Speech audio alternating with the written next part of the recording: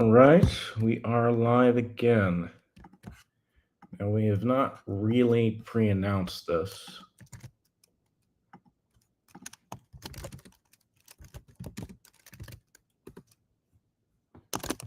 So,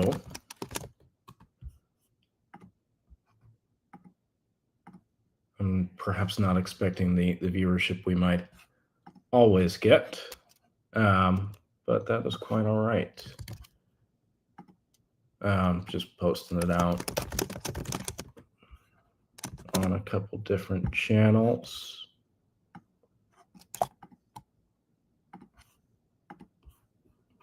And then we'll be into the content. I'm sure there's a better way to do this.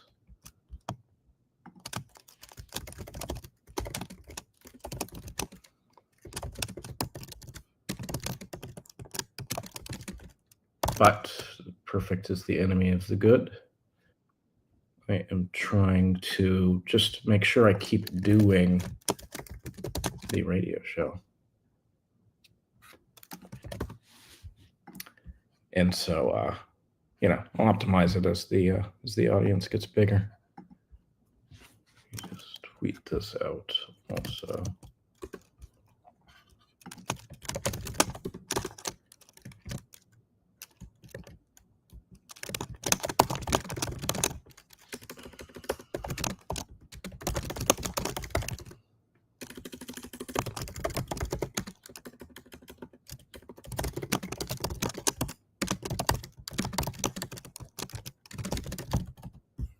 All right. Done the distribution I'm going to do. We also make sure our team augments it.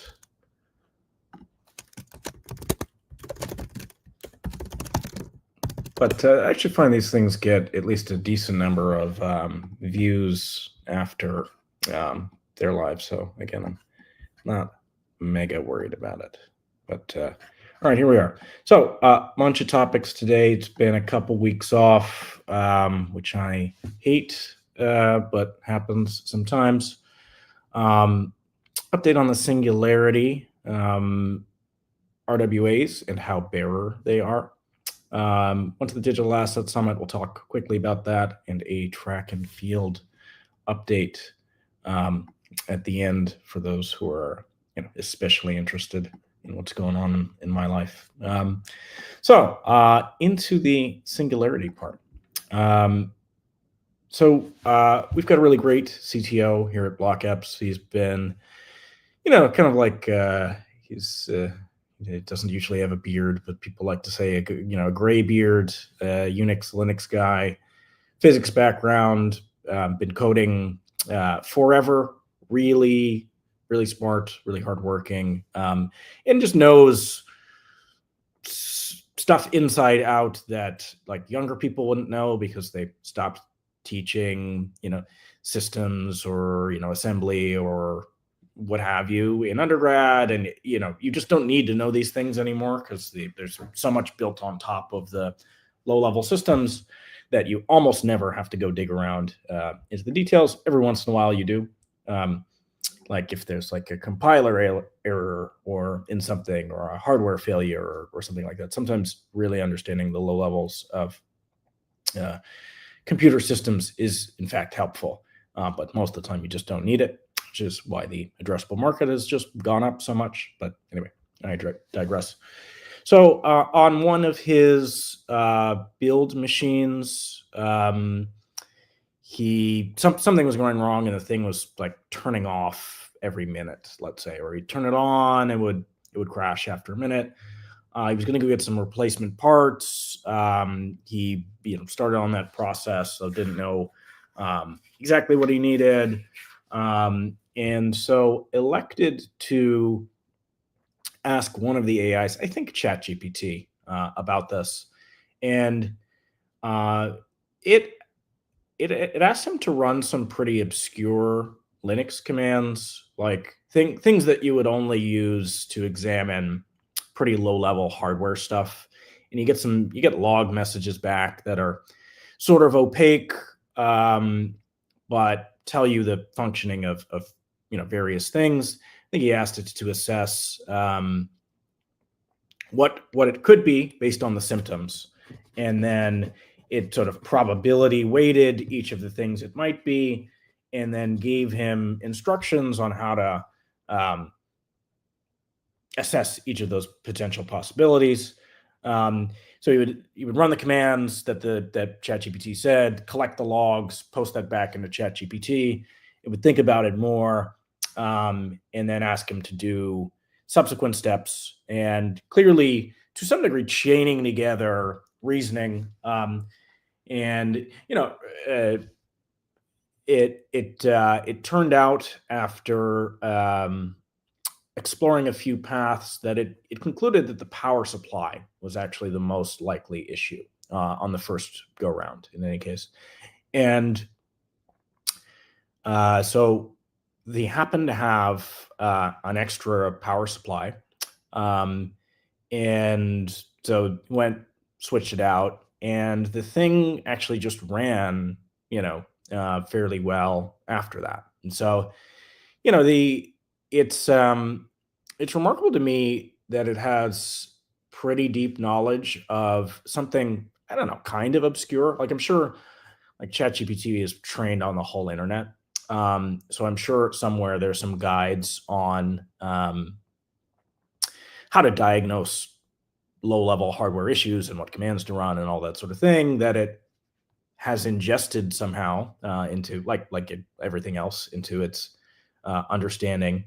But it's also very strange and impressive. So, I have like a vague idea of how LLMs work in general. And I don't know how they do these, reasoning versions of LLMs that sort of chain together steps. Whether it's, and the answer tends to be that people in, these AI models just kind of take building blocks and then kind of apply them in sequence or in loops. And so I don't quite know, like, reasoning could just be like, thinking about its own outputs and evaluating them, and then trying to get those to be better over time, as a for instance. I have no idea how they do it, but often it's something like that in the AI world. But it, clearly understands how to have like a high level plan on diagnosing a hardware issue, and got it essentially right. Now there's a wrinkle.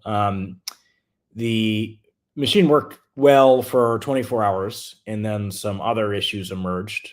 And then our CTO tried it again, and we ran more commands. He ran more commands, and it found that likely the memory was an issue also. So it could have been the memory is the issue the whole time, and this is like just like a stochastic failure, and it didn't get it right in the first place. But it could also be like, or there could have been two issues all along, or it could even be that the power supply maybe shorting before caused some problem with the memory.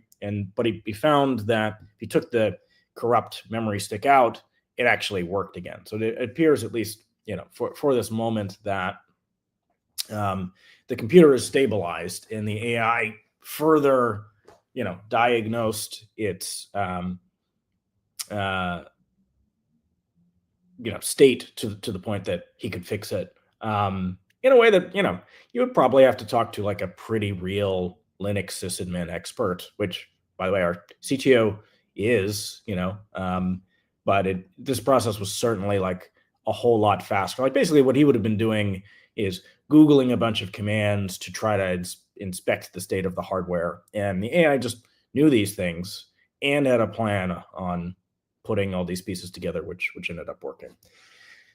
And that makes me think that, pretty much the singularity is here. It depends on the definition, right? Like, again, I'll go back to our CTO. He likes to define the singularity as the moment where you take a piece of software, and you give it to the AI, and the AI is able to improve that software. And the reason that's the singularity is that you can apply that, recursively, exponentially, and you may, and it could also improve itself as a piece of software.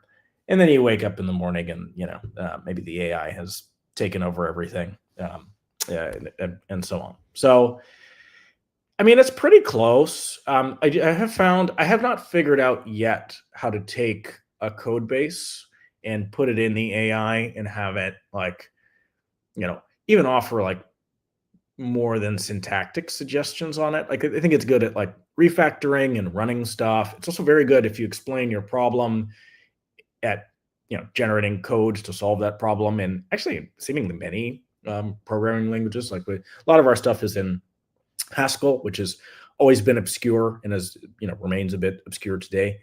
Maybe the obscurity is increased, and it's pretty good at Haskell, which is also remarkable. So it doesn't seem like it needs, endless amount of samples to start to understand a thing. Like there's a lot written about Haskell on the internet, but it's pretty good at it. And so, I think an idea we discussed was like, could you just train the AI on sort of like itself plus your code base? Like it doesn't. So, and the reason I say that is the AI, they all have a memory that's kind of finite. And you would think that, if you think about a human being working on a code base, maybe over the course of years, it sort of enters more long-term memory, and that to really be able to reason about it, it's got to be that way. Not everything can be totally on the fly. And it seems like a possibility. I haven't seen tools that do that yet. Maybe they do, and I'm just not aware. But this seems to be the problem. Like, can you shove a code base into the AI and it do something meaningful? And the answer so far to me seems to be like, not quite. It's sort of, I find like AI is at like very smart junior dev level. I think one of the big differences between junior devs and senior devs is like a junior dev always wants to make a new thing, and senior dev wants to take the existing thing, make it better, and perhaps even eliminate things from it, right? So junior dev will fix a bug by creating a new function, and senior dev will find the function that's broken and either like delete it or reform it, and so on. And that's how you want it to be. It's like software just grows in complexity forever, and you want it to be as not complex as possible. And so it's like a very smart junior dev, right? It's good at adding stuff. It's not so good at deleting stuff. I mean, to my knowledge, I think maybe someone who's better at using AI for coding would be good at that. But that's what you want it to do, I think. But kind of feels like it's here. I don't know. I ran a poll on whether people think the Singularity was days or maybe weeks. That one's tongue in cheek. Months, years, or decades away. I think years was the most popular answer. I feel like kind of like months, honestly. Like I've been expecting AI progress to level off. Like it did feel like when we saw the earlier OpenAI versions, like the dollars per increase in accuracy seemed to be increasing, right? And so then you could kind of tell yourself, all right, like to really get the models to be like a smart human, they're going to have to spend even more money. And, if you think like we evolved over, however many years, there was a expensive, energy intensive process to make us as smart as we are. And maybe you have to like recreate a lot of that to get the AI to really human level intelligence. It doesn't really appear to be the case. I mean, like DeepSeek, and my belief, no insider knowledge or anything, is that DeepSeek was able to train, quite cheaply. You hear 5 million in the media. I don't know whether it's to be believed or not, but I think the brilliance of it is that it leveraged other models, right? At least I've heard this widely, that once you have something like OpenAI that's pretty good, if you have like API level access to it, instead of just training your LLM from scratch, you can just train it kind of on OpenAI. And it's like having a good teacher, right? Like, if you had infinite access to some brilliant, professor, it would be a lot faster to learn from that person than just rediscovering everything from scratch or, learning from textbooks only, and puzzling over details and maybe minor errors in the textbook, and all that sort of thing. So yeah, it seems like that it's really cheap to train new and lighter and in some ways better models from existing models. Makes me think it's all pretty close. And it could be that we just needed some tricks to get it to do, again, our CTO's definition of the singularity, which is take a code base and make it better. So yeah, it kind of feels like it's here. I'm not one of these people that's that worried about it. Although, I mean, like my they call it P doom on the internet, in the Twitterverse. Like, what's the probability that the AI kills us all? Mine is higher than most other things I can think of. It's like 5%, 10%. It still feels low to me. I think it's just going to be great, honestly. I don't even really think employment is going to go down. Like, I sort of think we'll be just super productive, and we'll be like vibe coding skyscrapers and all that sort of thing. Like as the US sort of has gotten out of certain, I don't mean to be political here, but like manufacturing industries, or just like the number of farmers in the US went from like 80% of the population to like less than 1%. And it's just been totally fine and better. I think probably that's what happens again. It's possible that AI is just different because it's like, kind of like a new species that's smarter than we are, maybe. But right now, I say that just productivity rises. It would be important to own assets, maybe. Like, people will not stop working. They might work a little bit less. I think we'll just be happier and richer, and won't be able to understand life without the AI. But yeah, we'll find out. I kind of, I'm not a doomer on the AI front, but it kind of feels like it's here. I mean, it feels like it's within the range of tuning at this point, as opposed to some fundamental insight that is missing. So I guess I'm happy about it. It's a great and odd and thing to have, like, I think we're in the most weird and interesting time in human history.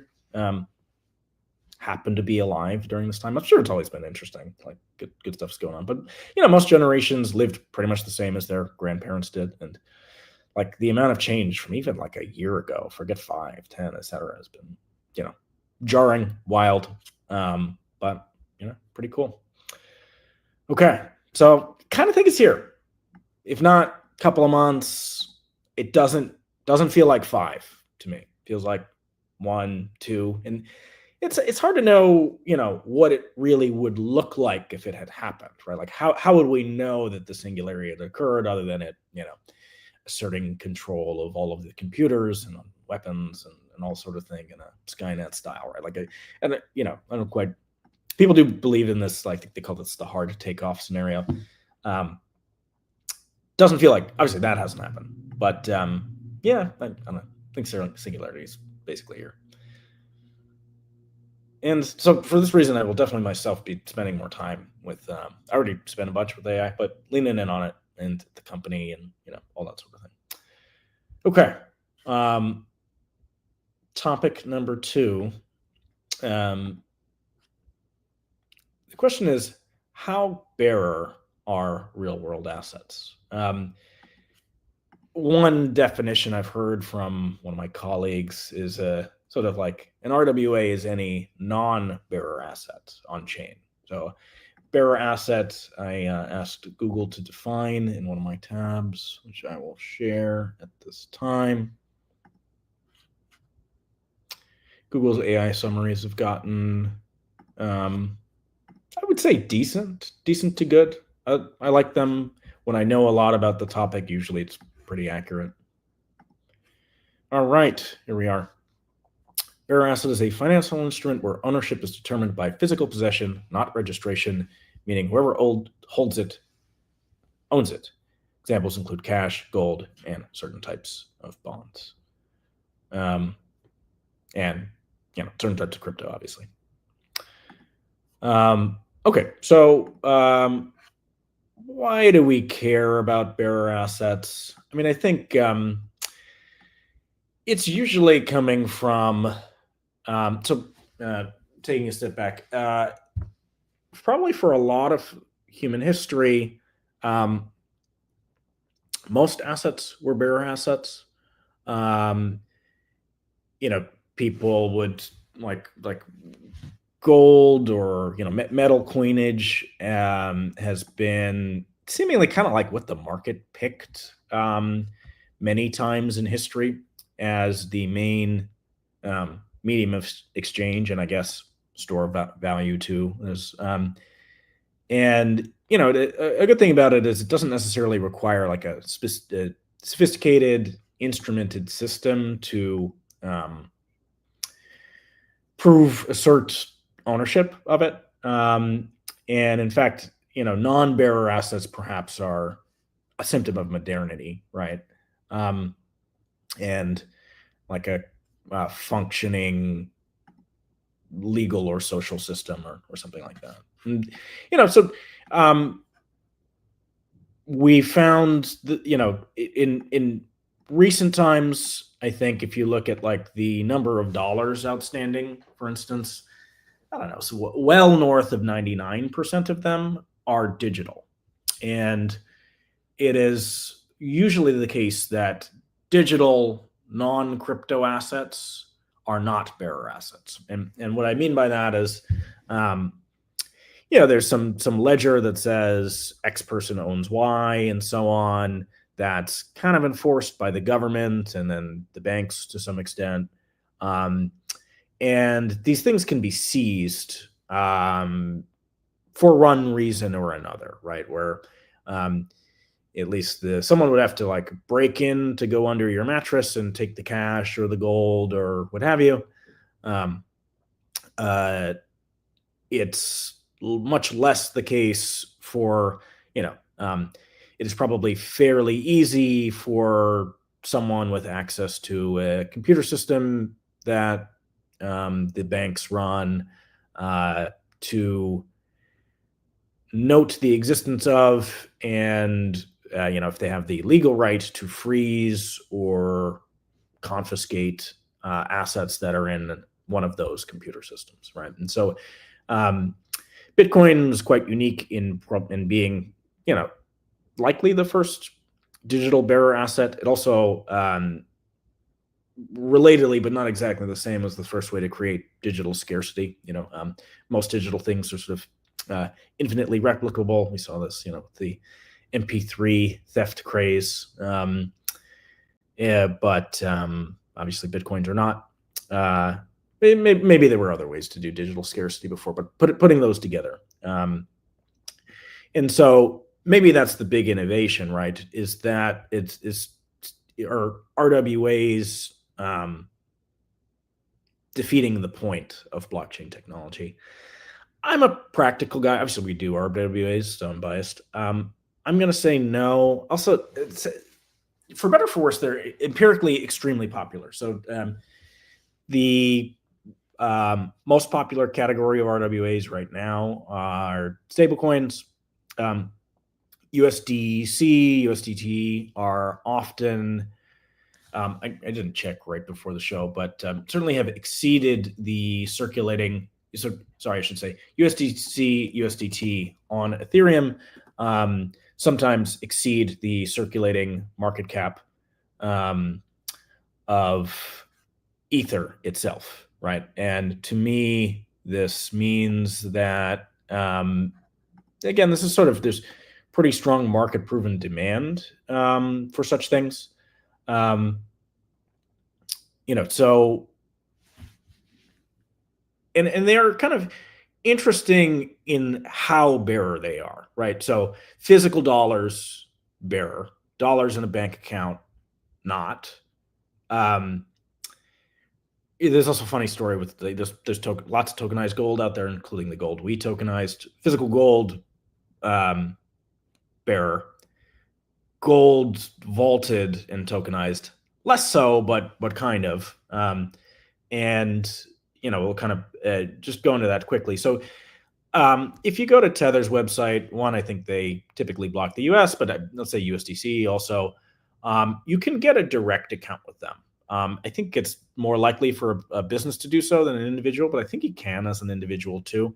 Um, you go through a KYC process. You sort of have to, they are required by law to uh, investigate who you are and collect reasonable proof that you are who you say you are. Sometimes they're required to get source of funds. So like, how did you make the money that you have? That would be, I guess, AML. The former part would be KYC. And so if you go direct to them in the minting process for the tokens, they do all of this, right? There are tremendous volumes in USDC and USDT, and I could ask yourself, like, is everyone signing up for this process when they do it? Given crypto assets are typically held in a pseudonymous manner, and they move all over the world very easily. So it's an interesting example. But basically what they do is they seem not to police the secondary markets. So if you are able to go to, an exchange or a DEX platform, you can typically buy USDC or USDT for something else without identifying to, say, the DEX, who you are. And it would be very annoying if you were like, when you're making a bank payment, yes, it stays in the banking system, although you're also allowed to withdraw, cash out, and all that sort of thing. But typically, you're often on the other side, the person's been KYC, I guess, if it's not like a cash withdrawal, where presumably Circle, Tether could make the rule that you can't do a secondary transaction to a non-KYC person. It appears that they do not do so. And I know these folks work pretty closely with governments as, with applicable laws apply to them. They're custodians of people's funds. I think it's not as if they're trying to flout any authorities. They'll comply with court orders, all that sort of thing. So it appears that this pattern is being allowed. And so if you are just, buying USDC and then selling it for ETH or something like that, you never try to withdraw. By the way, for Tether, I believe it's the case that the withdrawal minimum is something like $10,000, and you have to like go to Switzerland, or at least you used to. They may have. I think they just moved to El Salvador, and like take the money with you. So I think they do not want the amount of Tether in circulation to go down. But yeah, so if you acquire USDT or USDC on a secondary market, it appears that it pretty much is a bearer asset. Now, they will freeze things, as I was saying, if there are court orders, or honestly, I believe if you give them evidence yourself that's pretty compelling of theft. I'm not sure about accidental loss or what have you. I think they try to help people, right? And I've been told this by people in the know, which is kind of like a nice feature, right? You kind of can't do that for something like ETH or Bitcoin, because you would just, one, it's decentralized. There's no one to go to exactly. But the immutable history is really the value proposition, where, for Circle or Tether, they kind of just want to make sure that things work really well. And so there's a bit of a benefit to it being not a perfectly bearer asset in that way as well. And you find this, of course, with the legacy banking system as well. If you've got cash under your mattress and your house burns down or gets stolen, you're just SOL. It's less likely to happen in the bank. Certainly, there's theft from banks due to fraud. Very occasionally, though, I've heard of this happening just due to poor record keeping. But you're less likely to be in a situation of catastrophic loss. And so, but it's an interesting half step where it's kind of like a bearer asset in the privacy protecting way, but not in the catastrophic loss way. Of course, I'm not saying if you lose some USDC, they're going to help you. I'm saying, but maybe sometimes they will. There's a possibility, which is a nice feature if they in fact do that, which I have heard. So they're DeFi stables. They, like DAI, at least initially, DAI was created only by a mechanism where, so you take ETH as collateral, and you allow people to, in essence, take loans, dollar denominated against that ETH, so long as you have a pair. You need to know what the price of the ETH is, roughly, so you can be sure that, once you've got some ETH, you can kind of take out a 30% loan against your ETH at that price. And if the ETH falls in value, then that, the amount of your loan on a percentage basis goes up. So you might have to post more ETH and so on. And this is a good thing. So there's a double-edged sword to this model, assuming it was just ETH, which for like a Tether, for Maker, it is in practice not. The good thing is that it's a good and a bad thing that the amount of dollars borrowed will never exceed the amount of value of ETH, and it'll be less than that. And so it kind of means I'll go very quickly into this fork choice question here. It kind of means then that ETH always picks the right fork of the blockchain with decentralized stables, and that's less obviously the case for centralized stablecoins. So let me share my screen again. Here we are. This is a tweet from Amin, who I know I haven't seen in years. As a cohort, USDC and USDT have the most control over Ethereum fork choice. USDC plus USDT on ETH is, and this is 2022. By the way, I've found that sometimes I'm trying to find a tweet that I've seen, and if I search within Twitter, it doesn't find it. If I Google it, it's more likely to find it. So like, Twitter, please improve your search. I've asked, I've tweeted about this in the past. I'm sure they're working on it, but it shouldn't be that Google's better than finding the thing on Twitter than Twitter, but lo and behold.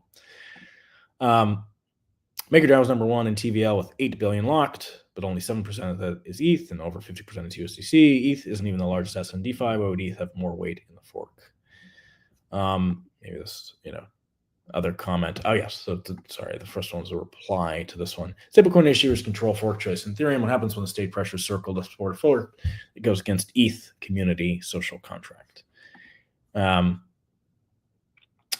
yes. In some ways, this is like kind of the market speaking. Like, there's also like no demand at all really for stable coins that are anything but the USD. Like, you'd think like the euro would have some, and just like no one wants the euro. It seems to like really be reinforcing the dollar's reserve currency status. So much so that like, I think Tether holds more treasury bonds than like, I don't know, Germany. It's just like in the top 10. I should have looked that up before this show, but it's a big number in any case. So I think it is a practical risk that like if there were a lot of pressure on the big stablecoin issuers, they could influence the decentralization of the underlying networks. We saw with the DAO that, in the end, these networks do not want to. There's a limit to the tolerance of catastrophic loss that the networks have too. And so the DAO hack in particular, there would have been like 15-20% loss of ETH to the smart contract hack, and they reverted it, which for a philosophical purist might be the wrong move. For someone worried about the ecosystem, maybe right. I was obviously not involved in the decision making. I don't know what I would have done at that time. Also, like if you look at how ETH did versus ETC later, like the market cap says the fork was right. the ETH fork. But yeah, so it's sort of, you want, I guess the term I would use is like, you definitely want some amount of consumer protection, but you don't want to like leave like, you don't want to defeat the point of all of this stuff too. So again, I'm a little bit equivocal. I've got sort of a practical perspective on RWAs. It doesn't actually seem like there's as bright a line on what is a bearer asset versus not, as I initially thought before going into this topic. And additionally, social coordination wise, I have heard, like after the recent pretty big Bybit hack, that dexes we're blocking the cycling and washing of those funds, although I think the hackers succeeded eventually at washing those. It was nice to also see that the big exchanges plugged Bybit's hole quite fast with loans. And so, the industry is pretty supportive, right? Does kind of feel like to some degree they will get away with the money, which is too bad. But yeah, I mean, I think these systems are both philosophical at their core, but also practical. And I think the trend is to more practicality. Like Bitcoin was more purist than Ethereum. Upstart Solana's. Ethereum is more purist than upstart Solana, I would say. It'll probably keep getting more practical, although it's gotta stay decentralized enough. That is my definition too. Like, it's got to be decentralized enough to withstand X, where X is some bad thing you don't want as a result of centralization. You maybe got to pick what your X is. But anyway, just a little bit on liquidity. Also, it's like an interesting story related to the bearer asset question. It's not exactly the same thing. So sometimes the underlying asset is more liquid. So okay, the number one rule perhaps is that just tokenizing, just getting the asset on chain, doesn't magically make it liquid. In certain cases, it kind of can, or can even create a new fairly liquid asset class. Like NFTs made art more liquid, which sometimes you want, sometimes you don't. I think a lot of people in the art world like its illiquidity, as you don't get really obvious pricing signals. And, if you're like an art dealer, you're kind of really trading on an information advantage. But yeah, so the NFT boom kind of made everyone think like, all right, well, let's just tokenize everything. And then, it kind of bust. The bust came back. And yeah, so liquidity is typically a property of the asset itself, as opposed to sort of where it's transacted. Not always. If you can make a really painful process where, like, yeah, you can transfer your home, but you got to jump through these like 80,000 hoops and file with the county and this or that. And if your home title were closer to a, bearer versus registered thing, it would probably trade faster. I think sometimes car titles are close to bearer. You still have to, in the registration part, is not. But yeah, so I also like, are NFTs bearer assets? I'm gonna say like not really. You tend to be like buying in reality like a license that says you own this image and possibly some associated royalties with it and so on. So if you compare to like a physical painting, it's less bearer. The royalties may be enforced on chain, so maybe that makes it more bearer. But if someone like copies your image and then out in the real world is somehow making money off of it, you have to like go and sue them. Like if someone broke into your house and tried to set up shop in there, you need some third party enforcement. So maybe that makes it less bearer. In any case, so it is also interesting to me that RWAs can be more liquid than crypto native assets in particular, just like high cap, high quality stuff. If you were to tokenize US dollars, are pretty liquid. more liquid than the physical cash itself, maybe equivalently liquid, or in some ways more than the dollars in the banking system. It can transfer better.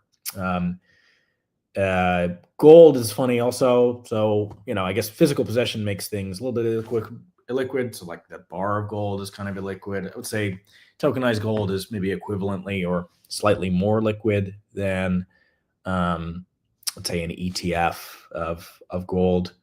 But if you tokenize something no one wants, it doesn't, it probably will reduce the liquidity, especially if you say this is the only place, this is the title, this is the only place the thing can be sold. Which I find, all of this interesting. It's a more subtle topic than I had thought, even though I've thought about this at length. If you go to, there's this, I'm always looking at, hold on, it's loading. I'm always looking at these sites with market caps of high cap assets. Sometimes these things are sort of like securities only, but here's two of these that I like here. We got top assets by market cap. So on this list, gold is number one, almost an order of magnitude bigger than anything else. Got Apple number two, Microsoft, Nvidia. Not sure exactly what this is. Nvidia still, it's under Apple, so I guess this is correcting for the pullback of late. You got Bitcoin at number 8 here, just behind silver right now. You can include more assets in these things. So land value is the most valuable thing in the world. Land, I don't know, typically not a bearer asset, although in a way it is. Like homesteading it is sort of a bearer act at this point in practice. Probably close to all of the land on the planet is registered and ruled over by some government at this point. But it's an interesting one where ownership of the land is not. I heard some libertarian economists saying it's not always just state conferred. Like if you've been living there for a while, people are prone to protecting their property, whether or not there's some state enforcement involved. Though in practice, and by the way, in some countries, it's like title fraud is pretty easy. And maybe that does mean the land gets stolen all the time. But I also imagine that sometimes people just stay in contravention of the title. In the US, we have pretty little of that. But yeah, so real estate is number one with this enormous global market cap.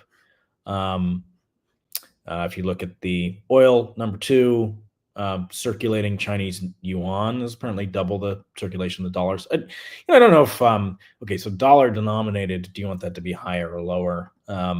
If you're like a nation, I don't really know. It's interesting to me that USD and gold are about the same here. As the USD, of course, used to be gold backed. No longer is not. Our stockpile is nowhere near that quantity. I think the stockpile is like 800 billion. I was listening to a podcast. I believe it's something like that. So not even close to this gigantic, what was that, 21 trillion number. But I guess it's within a couple orders of magnitude. And so, by the way, I have learned and heard a bunch of times in the last little while that, like, okay, Indian women own 10% of the global gold supply. Indian women, which is, I guess a wealth of like, $2 trillion or something like that. It's a big number. I don't know how much the Indian men own. I assume these are mostly wedding gift type things. But yeah, these are, I always find these charts interesting because it tells us kind of like what to tokenize. Real estate, of course, being the holy grail in a way, and we've done a bunch of work on that, but it's so cumbersome dealing with all the mechanisms, and actually hard to make liquid. Like there are plenty of folks tokenizing real estate. My belief is that it hits scale last, and I actually think the financial side is the way. So we're getting semi-mature credit markets on chain already, and that's getting better still. And I think that will probably happen faster, and that'll be maybe the thing that pulls the titles and all that on chain. Like if you can get cheaper financing, better insurance on chain than you could from the legacy path, then you might, tokenize your title to get access to that credit / liquidity / insurance, etc. Whereas like the compelling reason to do so is not so much there at this time, because you're either doing it, to sell it or to borrow against it.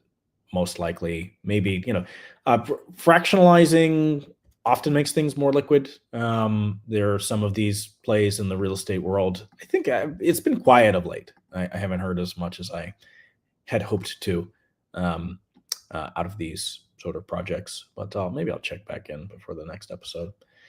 All right, wrapping up here. I went to Digital Asset Summit. It was my first time. I think we sent some team members last year. I actually liked it a lot. I always find crypto conferences, been in this industry so long. They're a bit of a homecoming. I'll see some people, often the same ones, but sometimes different ones who I hadn't seen in 5-10 years, maybe not 10 years, let's say 5-7 years, something like that. And, catch up with people, make some new connections. I'm not usually like pounding the pavement really hard during conferences. I'll try to meet some people I know and then maybe get introduced to some new high quality people through those people I know. But it was actually a very good one. I'm reminded about, the good things about New York too, having, still some footprint in New York, but having fled New York some years ago, just generally high quality people, founders, investors, no real shilling. I didn't sit in many of the talks, but good content when I was. The big overseas conferences are very shill heavy in comparison. I think like Americans are a little embarrassed, despite us. Okay, so we're maybe the culture that's best at marketing in the world. But and maybe this is why we're not shilling quite as hard. We seem to be the crypto Americans in crypto seem to be less shameless and are mostly marketing good stuff in comparison to like a really big conference. Like actually, like I liked Token 2049, but I found it much shill heavier. Let's say lots of shadier feeling characters around, very aggressive market makers, folks like that, where it's not that we don't have the same thing but they'll, kind of calmly discuss the details of the spread on a particular trade or something like that. It feels less vicious somehow, or so it may be a difference in degree rather than a difference in kind, but the people are good. It's corporate. I we did many years working with big business and then have done much less of that of late. So I just now kind of refuse to wear suit places. And definitely the norm was to wear the suit. So a little stiff. It was Trump did a pre-recorded video for it, which I believe was the first time that's happened for a sitting president to speak at a crypto conference. So somewhat bullish sign there. Nice venue, some, pretty decent after parties, etc. So a good one. I will probably go again next year. Finally, personal note. I think I've told the internet before, I am a semi-serious old man sprinter. So this is my first year competing in the nationals in the 35 to 39 division. And right after I get off, I'm going to drive both this year. Both of these were in Gainesville, Florida. I'm going to drive up to Gainesville, to compete in worlds. So I never did track when I was young, so I don't really know. I don't think my potential was all that high. I had like the low end of football speed, not really track speed, but you never, you'd probably be fastest at 22 or 25 if you trained from a young age. So I never quite know, but I actually do keep getting better at it. It's a sport where you, I like that there's a number, I'm numbers focused. The number kind of tells you, it's sort of like a good indicator of like your general health and all that sort of thing. There's specialization in sprinting, of course, like maybe a mile time would be a better indicator, but if you can run a good sprint time, things can't be that bad. Like you have to have good musculoskeletal system, nervous system, and a whole bunch of things have to go right. Not be too overweight, what have you. And I do keep getting better at it. Kind of learning what works for me. It's just an iterative process, and so on. I can tell people more about my training if anyone is interested. But yeah, so I got seventh in the nationals. Not a super competitive field. This it was about a month ago, maybe.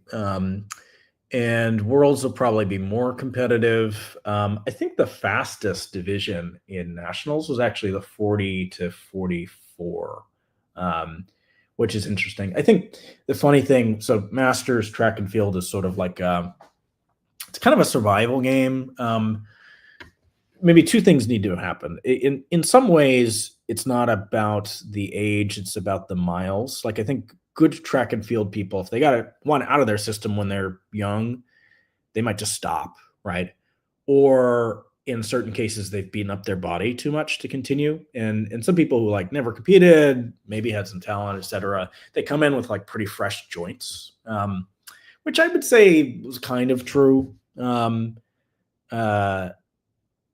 For me, but also it's not that I have like a ton of free time, but I have the ability to arrange my schedule reasonably well. Like it's hard to train when you're like pretty early in your career and there's like less predictability. I mean, you have less responsibility, but um, if you have less control over your time, it's hard to piece together um, the lifestyle to train and also like the ability to go to like an international competition. So I think and probably people get the itch to come back or to start at the beginning at like a certain age. There's like half a midlife crisis going on. So I think this is why the 40 through 44s were the best, right? Like it's some mix of these factors. They've gotten established enough to like, control their schedule. And the itch to compete is still there, which maybe, in your 20s, you're like working too hard or your early 30s. But at some point you got things ready enough to do like a thing for you, I guess. But yeah, so I get seventh in the nation. I don't think I would have broken the top 8 in the 40 through 44s. We'll see how I do. I haven't actually checked how many entrants there are in my age group. It's the youngest age group for worlds, but not for nationals. Nationals kind of has all the age groups to sort of increase demand for after you graduated track and field. But yeah, I'm excited. Should be interesting. Nationals was fun. And I think that, it'll be bigger and similarly fun at Worlds. So anyway, I'll see everybody soon. Thanks for tuning in. 46 of you at the end, which is pretty solid. Never quite know who these people are. Comment if you can in the future. I always wonder how many, like, is it bots? I know some of the people who, but then sometimes I hear later that like people do actually tune in. So in any case, yeah, I'll remember next time to encourage commenting so I can figure out who some of these people are. Thanks, everybody. Happy Sunday.